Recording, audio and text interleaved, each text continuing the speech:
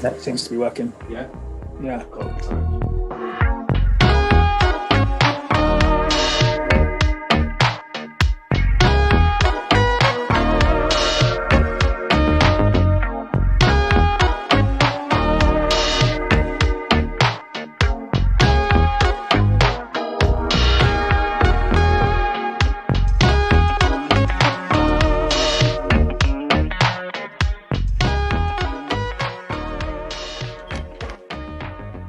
Hi, Martin. Afternoon, guys. Sorry I'm late. That's all right. So, how are we doing?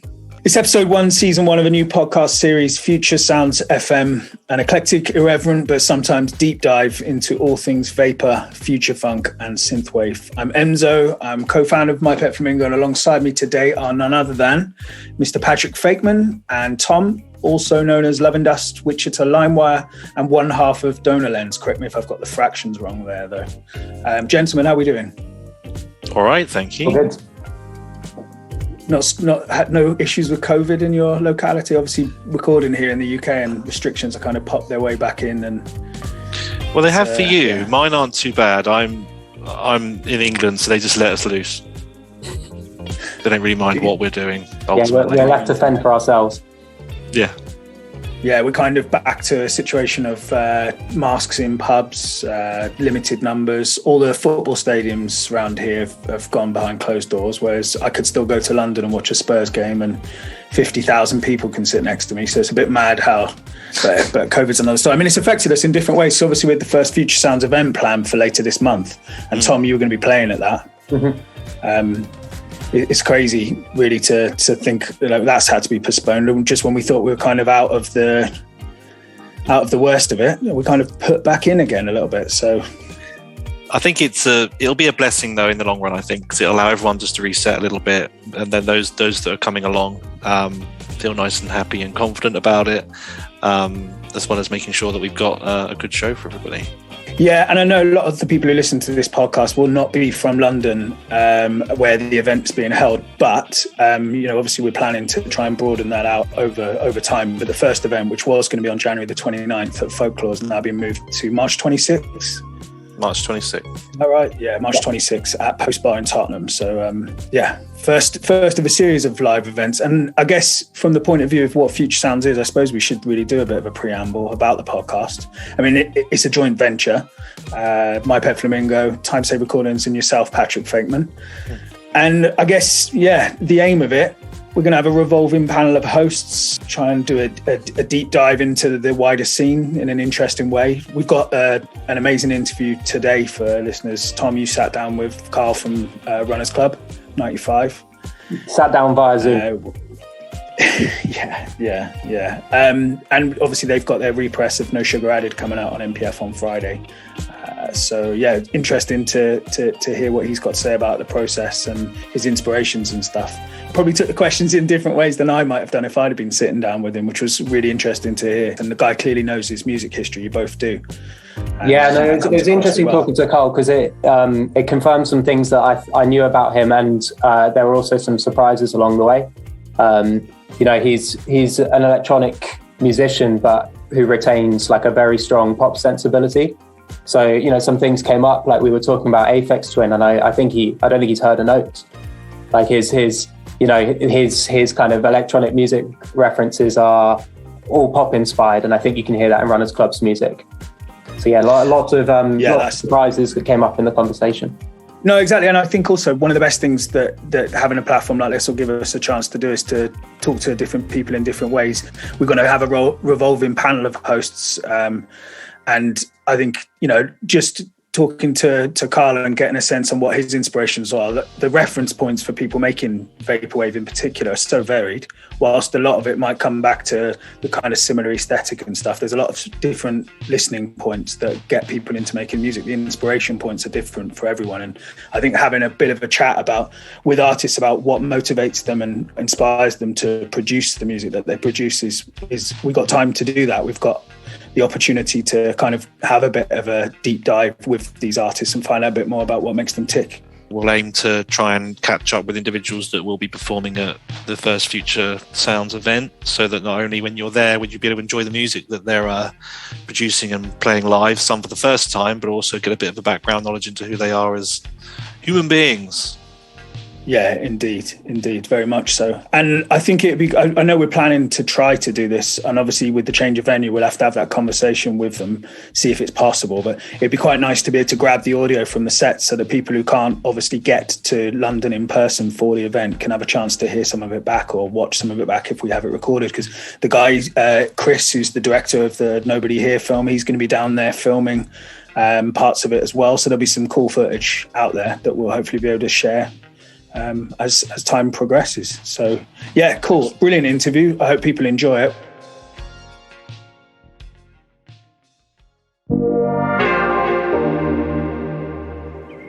Yeah, I caught up with Carl a couple of days ago via Zoom, talked about all things Runners Club, Paul McCartney and Warhammer. Excellent. Warhammer. Love it. Where are you? In my kitchen. Nice. That's good. I like your monogrammed cup as well. Oh, thank you. I think it's a gift from my mom or my sister at some point, like lots of years ago. Like the studio is there.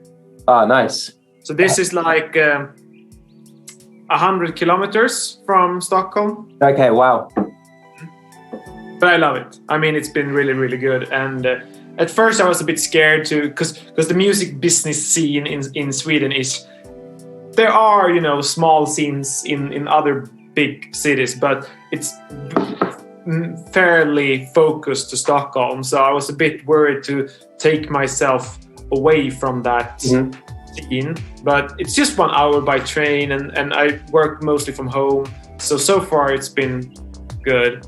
You know, I kind of wanted to ask you, so we're talking in the context of a vinyl record being repressed, which is quite like a strange and arcane thing to like 99% of the population, right? People who get their music through streaming. Like if you have to explain to them, this is a record I put out 2 years ago, and due to demand, we're making more records. That seems very strange. And like, you know, the amount of time that takes, you know, physically with record plants being all backed up with Adele and Ed Sheeran releases and stuff. Damn you, Adele. Yeah, I know, with a 250,000 records clogging up every record plant in the world. This no sugar added repress is for, you know, it's for the heads, it's for the core vaporwave enthusiasts. Like, I think it's a very separate thing to kind of putting out pop songs on streaming services. It's almost like two entirely separate groups of people. But there's a balance also. Like if you steer too much toward the like pop single mainstream area, you may end up losing the diehard fans because you're shit to them. And me, like, even though I'm a pop music guy, yeah, my heart is still, you know, left of center, like underground-ish.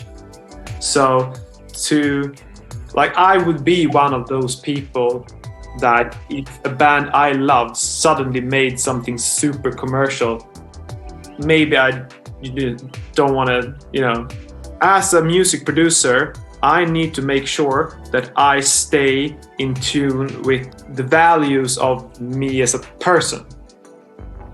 And sometimes that is hard. Yeah. Yeah. Well, that's very reflective and self-aware. I think one of the big shifts that seems to have happened in our lifetime has been underground musicians kind of reconciling themselves with the fact that they like pop music. Like these two things, in terms of the actual sounds of pop music, are no longer like opposed to each other.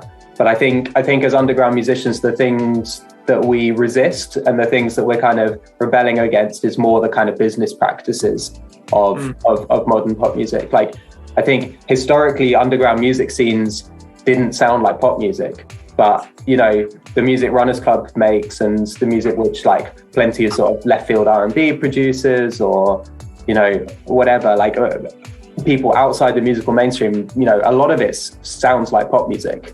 now. I think that's a big shift that's happened recently, and I think Runners Club is arguably part of that. You know, you're underground musicians, but you're making music that's quite heavily informed by pop music, both in the past and of the future or the present. Yeah, sure, of course. I listen more to pop music than I listen to vaporwave music on a daily basis. Yeah. But I tend to listen to old pop music. Yeah. I mean, there's literally a track called Stevie Nicks on the record. Yeah, that's soft rock. Yeah. It's soft rock, but it's sold like pop music, isn't it? It is, yeah.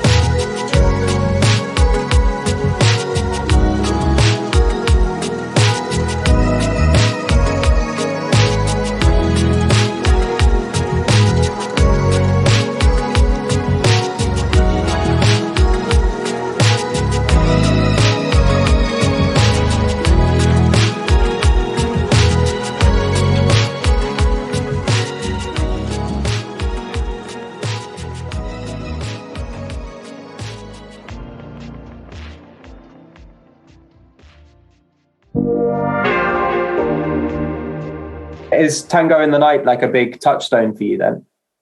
Absolutely, yeah. Every record we make, we set out to be like, this is going to be our Tango in the Night. Mm-hmm. Absolutely. That's funny because the rock guys talk about rumors, but like every music scene I've ever been part of, you know, like various sort of kinds of indie and synth music in the past, and then electronic music scenes, always Tango in the Night. I like all the records with that setting of the group. Like even Tusk is an album that appeals more and more to me. Like, yeah, that was perhaps not the most instant record for me, but that's one of the ones that, you know, stick to me once, you know, the others starting to, you don't spend as much time with them. But Tango in the Night, that was like the record that got me into Fleetwood Mac, and I really like the vibe of that record. Absolutely. There's some production touchstones on that are quite audible in No Sugar Added. Like I'm thinking soft synth sounds, like this kind of Fairlight style sample kind of hits, like pitchy sample things, drum sounds, big gated drum sounds. But you know, in the beginning of the song Good Time, we have this like that was me trying to do the intro of Everywhere. So that was really like I lifted, and I don't necessarily think I succeeded very well with that, but I actually lifted that idea from that. But even so, like Apricot, the new single, is there's parts in that one lifted from both that Fleetwood Mac record, but also Prefab Sprout. I will have to give like the Fairlight stuff sounds to Prefab Sprout. I think there's two things that sound like Prefab Sprout to me. They're those the vocals kind of being triggered off a sort of Fairlight or whatever, and these kind of rapid fire arpeggios just kind of flitting about the stereo space. That's very Thomas Dolby, wasn't it? He produced all the Prefab Sprout. Yeah, it was. Yeah, absolutely. I'm getting more and more into the idea of taking the worlds of acoustic pop music, like pop rock music, and electronic music, because I can enjoy both. Like some electronic music and some indie rock, indie pop, but it's very rare to have like a blend of those where those two can live together. William Orbit was a great pioneer in that. Like the stuff he did for Madonna that's a very good blend of live acoustic music and electronic dance music, and that's what I'm very inspired by at the moment. I think those things that you mentioned, so the 80s Fleetwood Mac records, slightly later Prefab Sprout stuff, William Orbit in the 90s, so we're going 80s through to the 90s. The thing that it has in common with what we do as musicians working now is they were experimenting in the studio. It's just that bedroom studios didn't really exist then. In order to have the freedom to experiment in the studio, you needed like big studio budgets behind you. But those records, those are the sounds of people trying things out in the studio. Very expensive equipment being used, very expensive studio time happening. But it's not that different to what we're doing. On a slightly, on a more kind of domestic scale, and with much less money. It's still that kind of playfulness with sound, and I think that comes across in your music. I think it sounds very playful. Oh, thank you. That's very important to me, and something you can easily lose. That's something you have to like keep in mind always as well to have a good time.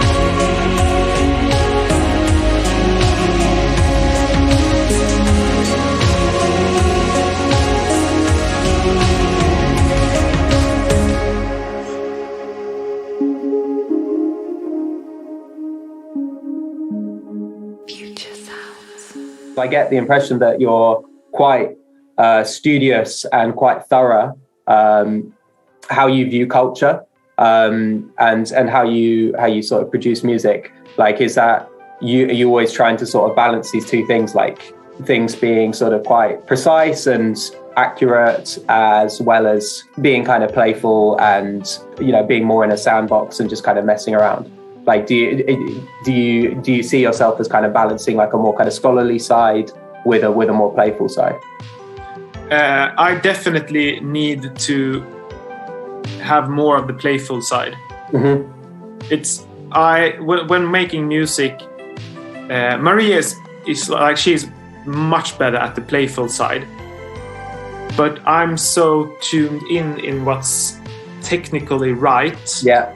From reading about it and studying, that I have sometimes a hard time letting go and just be free. See what I mean? Yeah, of course. Well, I think that's so. You know, that's one of the dynamics of being in a duo, right? That you can check other people's ideas and you can say like, oh no, this is getting a bit too intellectual. Like, we need to make this more fun. Or you know, alternatively, it's like, this is fun, but it's kind of sloppy. We need to take out this, that, and the other.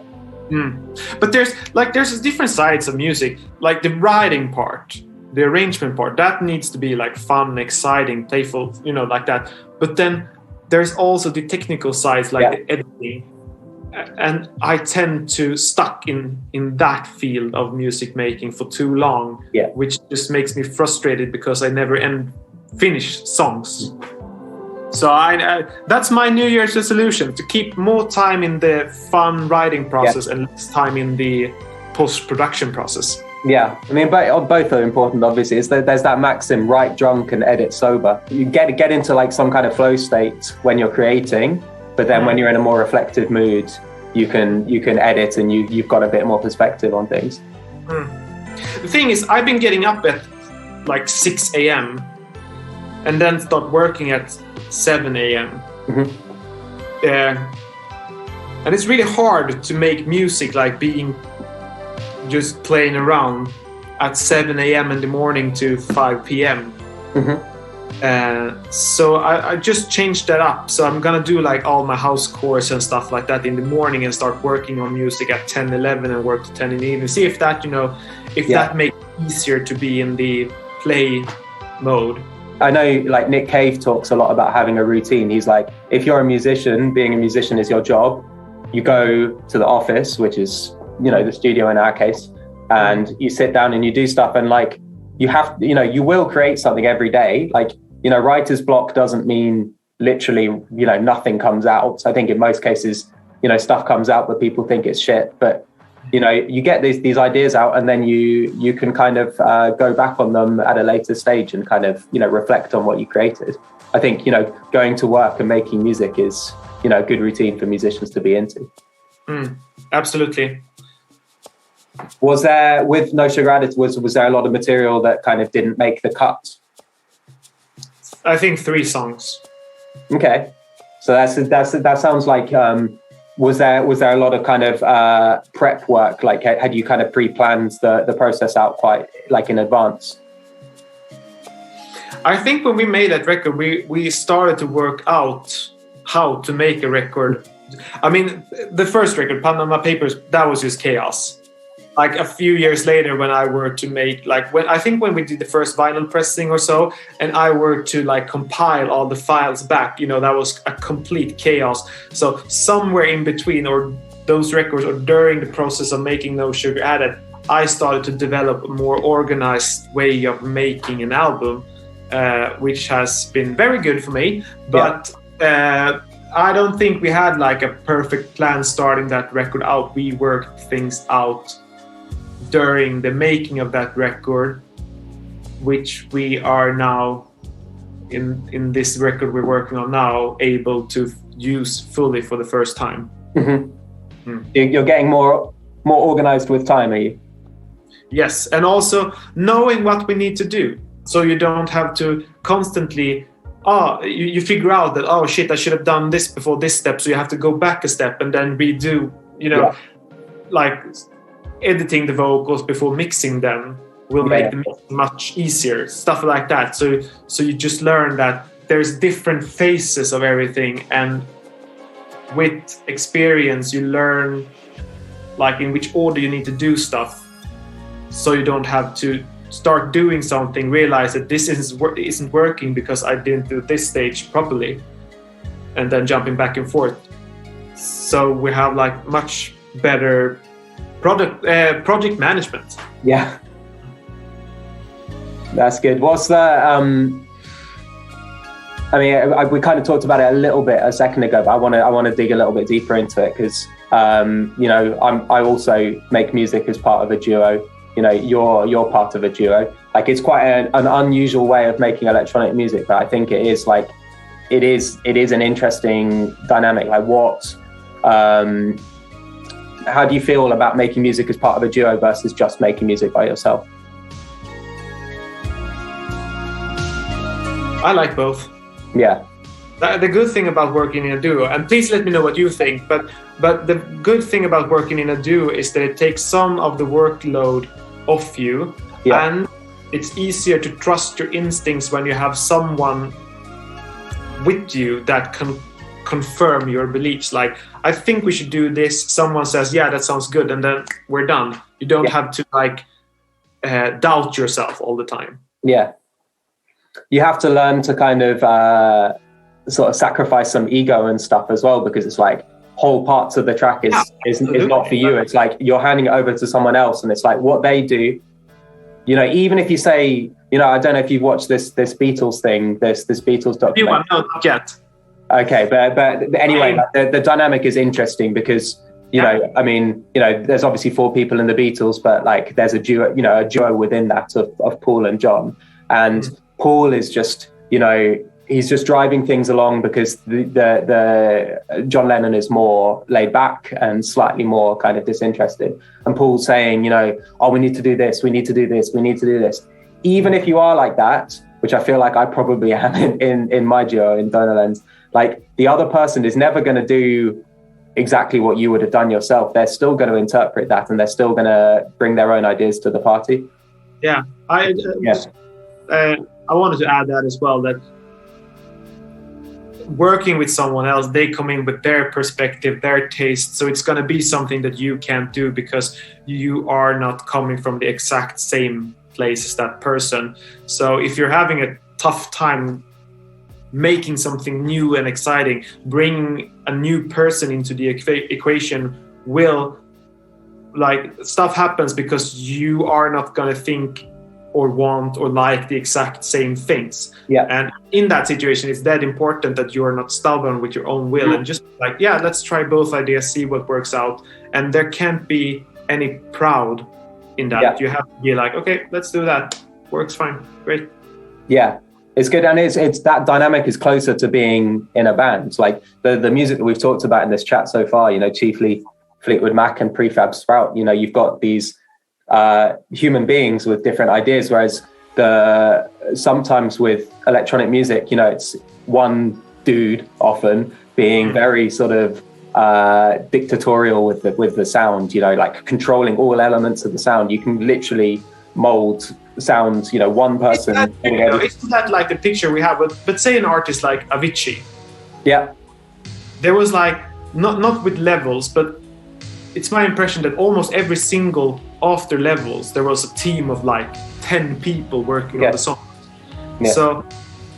So if we're talking about all this big arena DJ stuff, I don't think it's true that they're like these masterful dude or girl sitting alone making everything.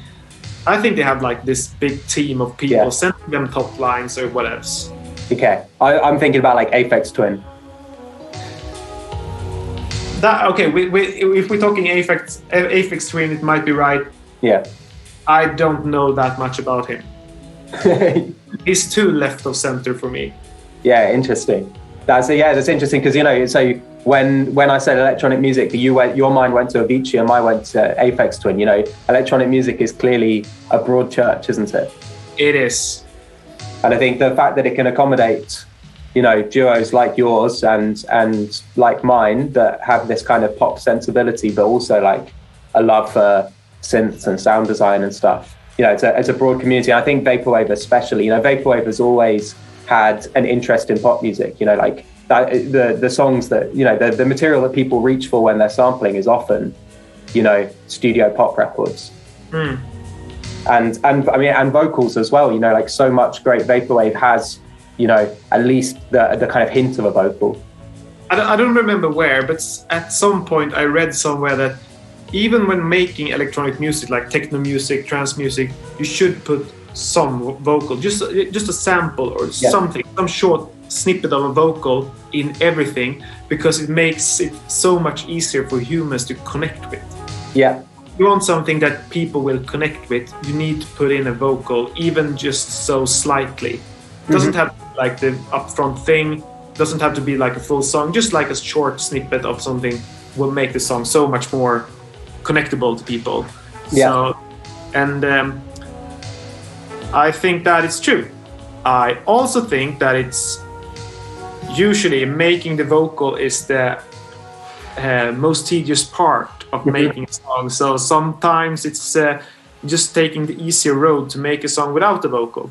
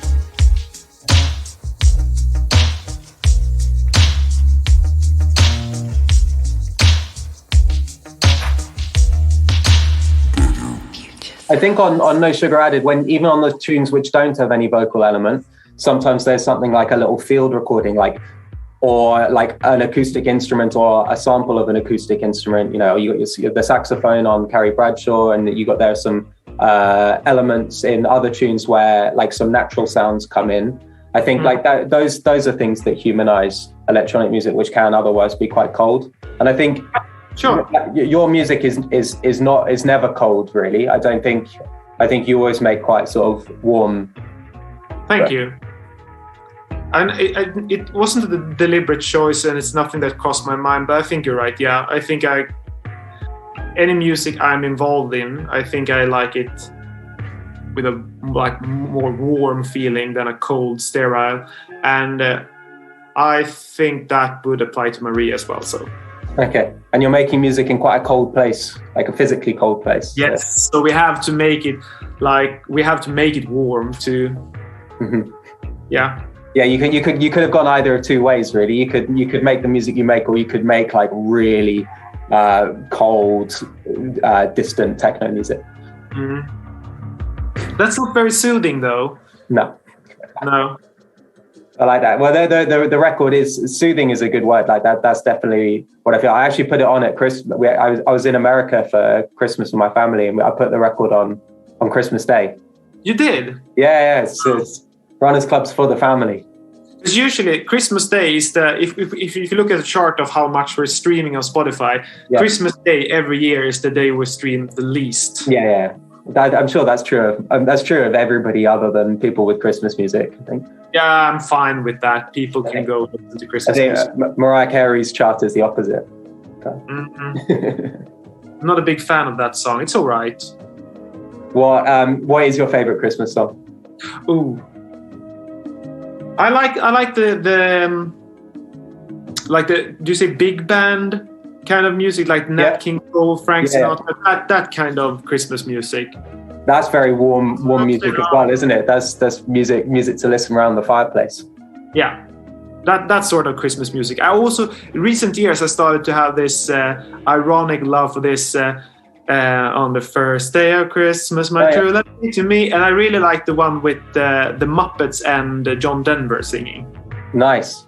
But that's a cool song because it it has that additive thing, like you get more and more and more, and then the 5-4 rings. I think it's a really old song. I think it's like a Renaissance or medieval thing. Probably, yeah. What are all those things they're giving each other? Mainly birds. Yeah. Mainly birds. Apart from the 5 golden rings. Yeah. That's funny. What's your favorite Christmas song? Do I have a favorite Christmas song? Yeah. I think just because I was watching this Beatles thing, I'm just always unironically really like that Paul McCartney one with the really really blippy keyboard sound. Quite a Runners Club keyboard sound, I think. Might be. Yeah. It's a Yamaha CS80. I don't know if you use the Arturia one of that. We used the Arturia one on, I think there's on the song called Real. Yeah. We used that. Yeah. Nice. Well, there you go. you and Paul McCartney, very akin. Are you a Beatles guy or not? If I'm a Beatles fan? Yeah. Not huge, no. I can enjoy some tunes, but I'm not a massive fan. I'm not that big into like 60s rock. Yeah. That's not really my thing. Yeah, I don't hear that in your music. I don't think I like 60s music really, other than Beatles. The Beatles is one of the things that me and Jay from Donor Lens agree on. We have very, very different music tastes. We both grew up on Beatles. Yeah, our reference points are very different. I don't know. What about you and Maria? Do you guys listen to similar music, or do you have quite distinct music tastes? Well, I'd say we're like traditionally we've both been into like indie pop, but she's more into like the singer-songwriter end of it, and I'm more into like the rock band end of it. So she like the last. That's not indie pop really, but the last few, not Lana Del Rey, but Lana Del Rey too, but Taylor Swift, like the last few Taylor Swift, the folksy, very folksy one. That's more of Maria's bag. She likes Damien Rice, that sort of thing, while I've been more into like the rock end of it, like even say Blur is not an indie rock band, but the 1975 stuff like that. And then I also been very into trance music growing up. She can't stand that. That's an electronic music that is very fun. I don't know if warm's the right word for it, but it's very. It's not like chin strokey stuff. It's fun, dancey music, isn't it? Kind of silly, doesn't take itself too seriously. It depends. There's various, and I haven't been listening to new trance since 2005 anyway. But there's, at least back then, there were multiple subgenres, and I was into like the very German, super saw, massive dance floor type stuff, with melodies. Yeah. So melodies has always been very important to me. Yeah. Yeah. Because so much electronic music is about rhythm and sound design, but I think Runners Club is songwriting, melody, harmonies, as well as rhythms and sound design. But I think it's you're not making dance floor music. You're making songs, even if they're kind of slightly refracted versions of songs, slightly kind of vaporized versions of songs.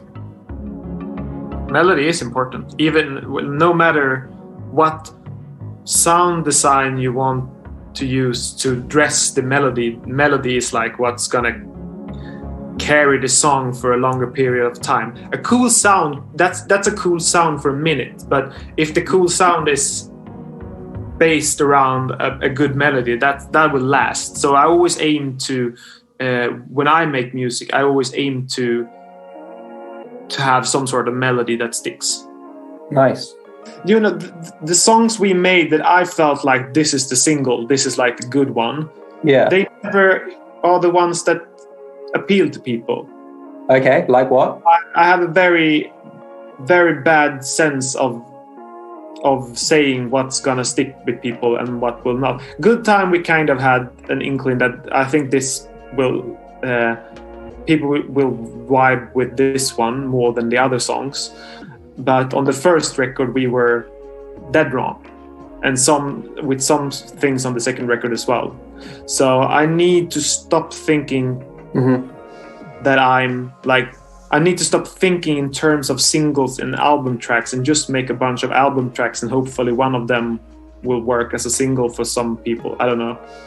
That's interesting. I get the impression from No Sugar Added that you do have quite a good sense of which are the pop bangers, because it's you've kind of the sort of the pop songs are at the front of the records. The first 3 or 4 songs are the kind of the big pop songs to my ears.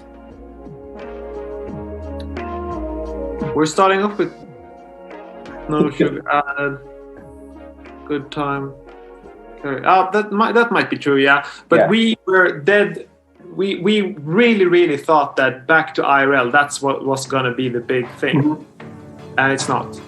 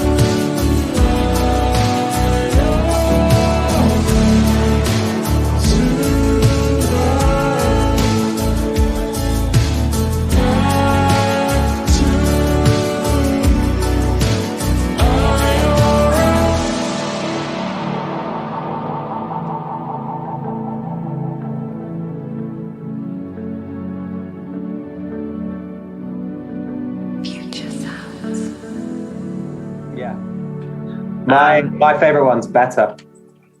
Yeah, because that's the one with like a different time signature or something. Yeah, it's just got like a weird kind of circularity to it. I like that one a lot.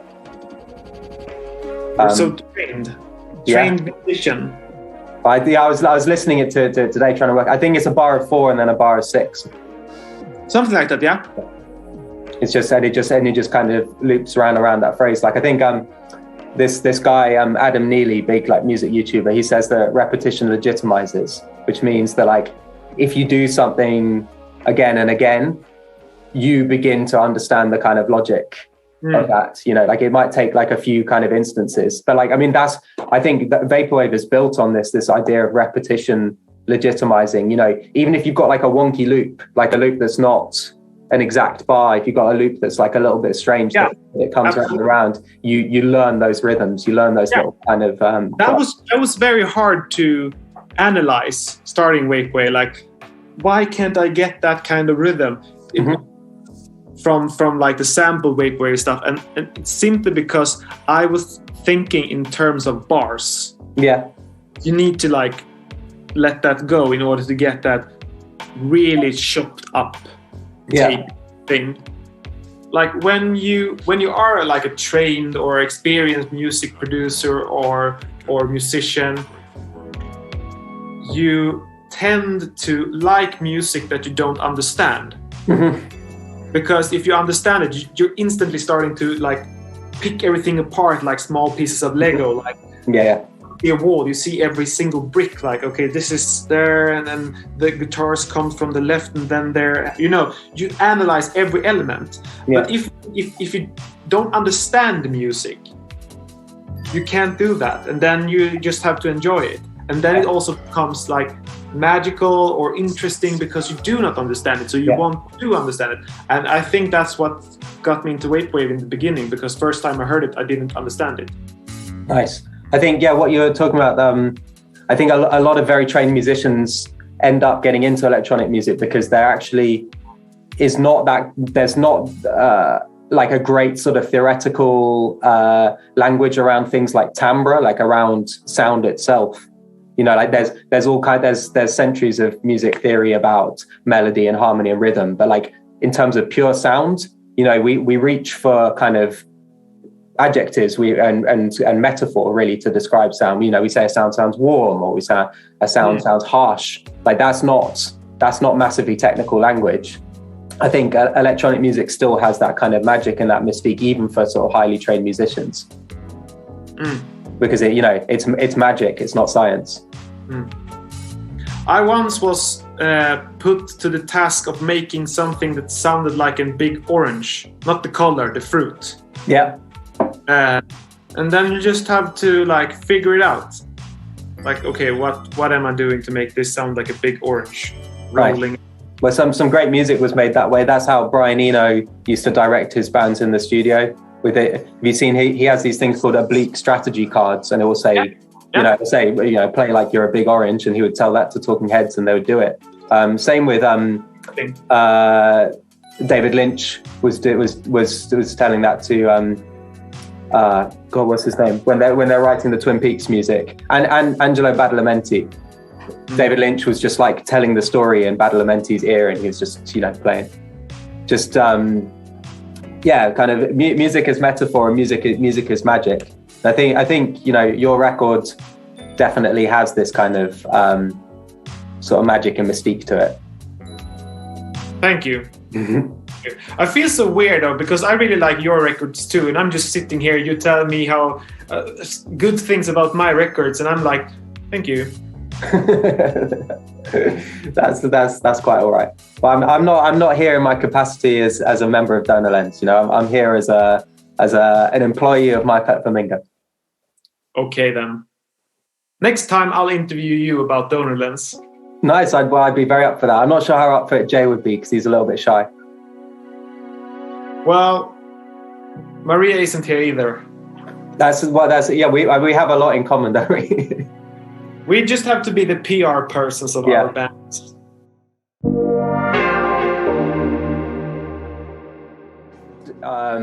sort of wanted to gauge how nostalgic you are as a person. I am very nostalgic. Yeah, I constantly just think about retro stuff and how to work out an outfit or an interior or music that's very on point to the retro aesthetics I'm into. Yeah, I think that comes across in your music and just how you present yourselves as well, because it's quite studious. Like, you literally go to the library to look at magazines, don't you? Yeah. Yeah. The Royal Library. Yeah. I think that's unusual. I feel like in retro music scenes like vaporwave, synthwave, I think some people assemble their kind of mood board slightly haphazardly. You know, it's a little bit sort of unfocused, whereas I think the way you and Maria, the way you Runners Club presents yourself, is very clear and focused. You know, what your influences are and what you're trying to present. I think you get that across very clearly. Thank you. I was very determined that if we were to do like a retro thing, we're going to do it right. We're not going to do like a romanticized version of it. If we want to do something that is like, say, 90s, then it's going to be on point. Yeah. And not necessarily that we succeeded with that, but that was what we aimed to do in the beginning. Yeah. And I tried to do, but that's also a way to procrastinate actually working, just to look for resources and gather information about how to do what it is you want to do and do it right. Yeah, so I think you it seems like you identify a time period and you actually put in the work, you do the homework to kind of emulate those sounds and those aesthetics of those eras. Like I think a lot of work goes on behind the scenes. Which is funny because in school I wasn't very good at doing my homework. Now I overdo it instead, so I compensate. You're doing your own thing. I mean, you're not being told to do this by someone else, are you? That is true. I always had a problem with someone giving me orders. What about giving yourself orders? Like, because I feel like Runners Club, it's not just a retro project. Like I mean, you know, we're talking to discuss the repress of No Sugar Added, which, you know, there's obviously kind of a nostalgic record and a retro record, but there are futuristic moments as well. And maybe are you one of the artists who sets yourself rules and then goes about breaking them quite early on in the process? I'm not sure if Runners Club ever was about breaking the rules as much as trying to do something and failing, which ends up being something new. But the only time I had that breaking the rules mindset was when we did Rewind, because I went to audio engineering school, like 1 year, and you know, every piece of advice on how to mix, you don't put reverb on the bass or on the master channel. And I was like, what if we make a song and the only concept we had when we started was to put a reverb with 100% wet on the master channel. That was the concept. So that's the only time we deliberately broke a rule as the song's main concept. It's quite a strange rule. Like if you ever play around on a workstation or whatever, like all the sounds, including the bass sounds, have got reverb on them. Like as long as they've got a load on the bottom end, it'll be fine. When you play like that kind of synthesizer, that you always have to go into menu and, you know, turn off the reverb. Yeah, it's the same way, you know, when you buy a TV from the shop or you go into the shop and they've cranked the TV's brightness so everything's really hyped to get you to buy it. It's the same with those workstations. They make the sounds. Do you buy a lot of TVs? What's that? Do you buy a lot of TVs? I don't buy a lot of TVs, but if you ever go into a store, all the settings are absolutely cranked. You know, brightness full, contrast full. So you go and they think, "Whoa, this is amazing!" But it's not actually. Well, it's not very good for your eyes, and it's not very representative of what the TV actually looks like. It's the same with those sounds. They're hyped. They're exaggerated. You know what? Thinking about it, I don't think I ever bought a TV myself in my entire life. I have never purchased TV. You probably want a little 90s cathode ray, like a... we call them Tjock TV in Sweden, which is basically thick TV. The old ones. Nice. I know there's a proper word like CTR TV. Yes, CRT, a cathode ray tube or something like that. Yeah. I have one of those. That one I picked up for free. I have a TV that I got for my birthday in 2009. But other than that, I've never, acquired a TV, and those two I didn't buy. You got a little TV you play games on, don't you? Yeah. She has a TV, so we if we want to watch a movie, we're watching her TV, and if we want to watch a VCR for nostalgic reasons or play like the Super Nintendo, we got the thick screen, the thick nice. TV. So you can participate in the modern world and the past, and you've got these two things kind of separately. Yeah. Like that.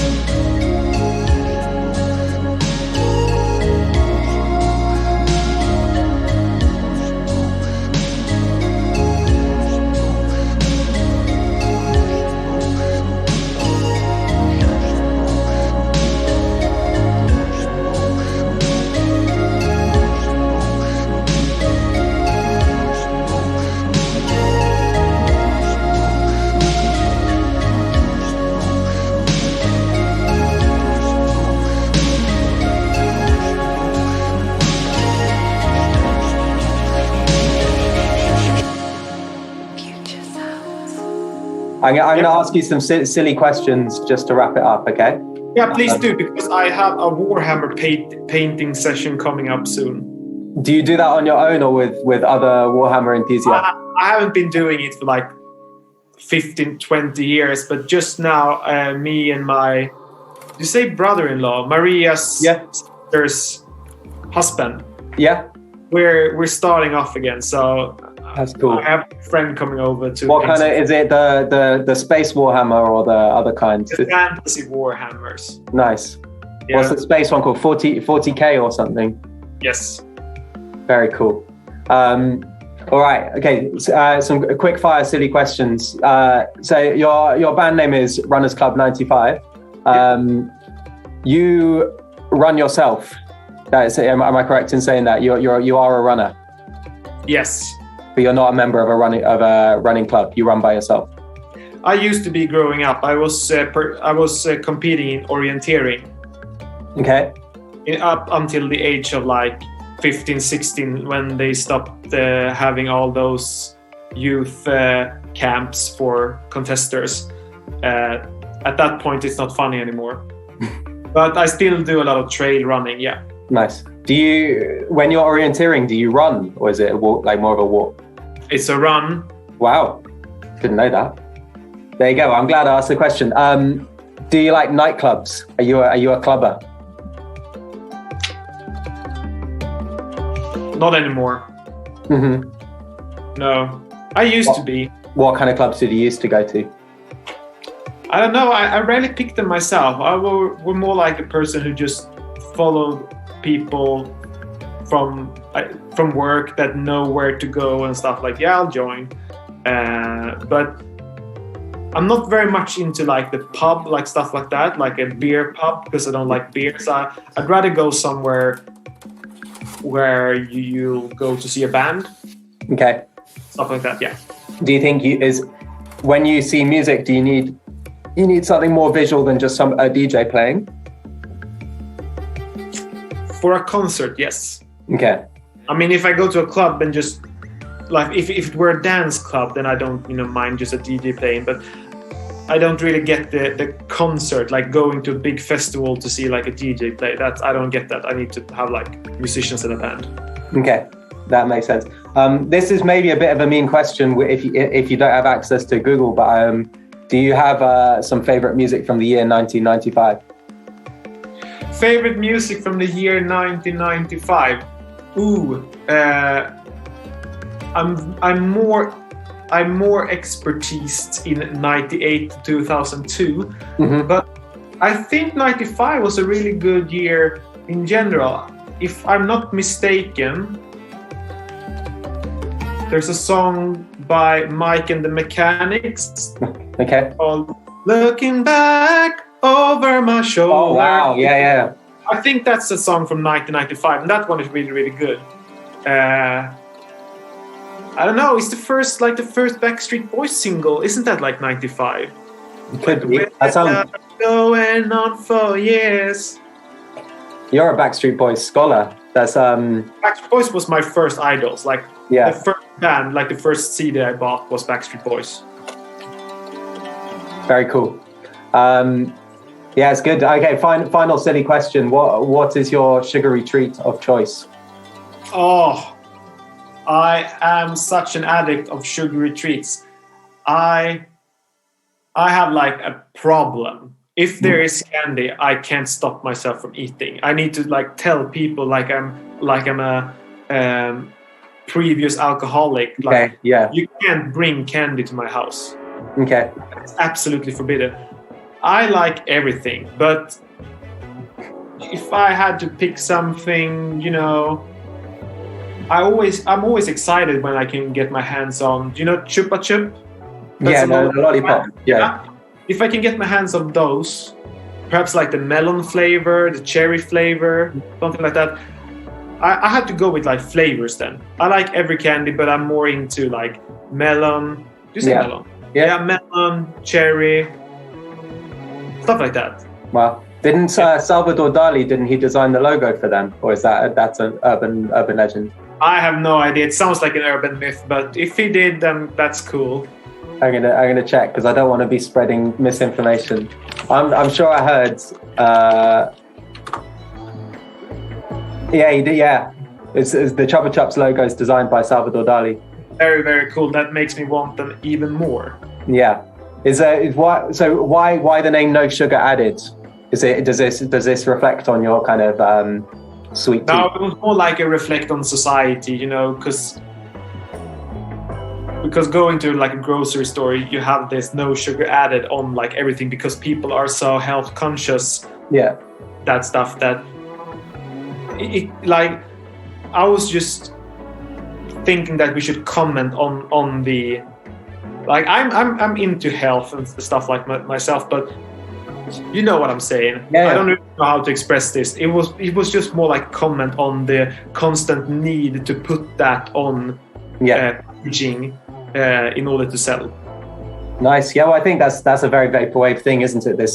The getting influence from shopping and branding and mass marketing, you know, the kind of, and just the visual stimulus of seeing all these products that say no sugar added, no sugar added, no sugar added.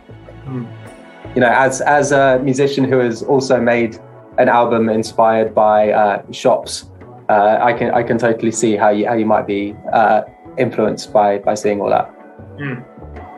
All right, yeah, let's wrap it up and enjoy painting your Warhammers. Yeah, where are those? Well, see you later. Yeah. See you soon, Carl. Bye-bye. Bye. Excellent. So that was Thom's interview with Carl from Runners Club. Great insight in there. And of course, the idea from the FutureSounds FM point of view is that we'll try and pull a podcast out at least once a month that'll be able to do similar kind of interviews, some good music along the way. And of course, for individuals that you'll be able to come and see on the 26th of March at FutureSounds at the Post Bar in Tottenham. Can I just one thing on that interview just before we wrap up for this episode? I didn't think I'd ever meet anyone else who was still doing Warhammer, because obviously Alex Krasnick, who comes along to a lot of the events, and I think you guys both know him, he's the only other person I know who still holds a flame for that kind of thing. He actually goes, sometimes he spends his whole Saturday in Games Workshop. Games Workshop are called? No, I think they used to be called Games Workshop, Vince, but I think they've actually changed their name to Warhammer. I think the stores are actually called Warhammer now.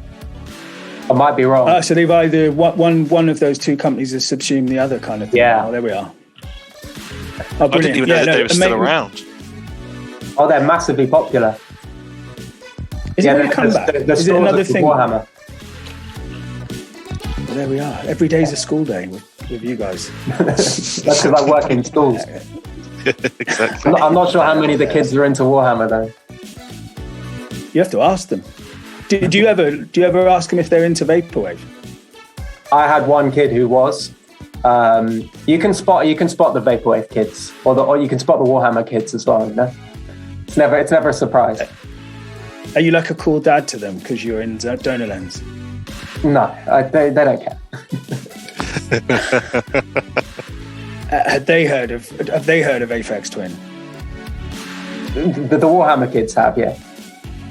Yeah, I think so. I learned something new about Aphex Twin the other week. I was browsing BBC Wales, and it turns out one of the assembly members in the Welsh Parliament is his sister, I think. Yeah, I think it's his direct sister, maybe half sister. But I don't know much about her. I don't really follow it that closely, what goes on down there. But I was quite stunned because she seems like quite a straight-laced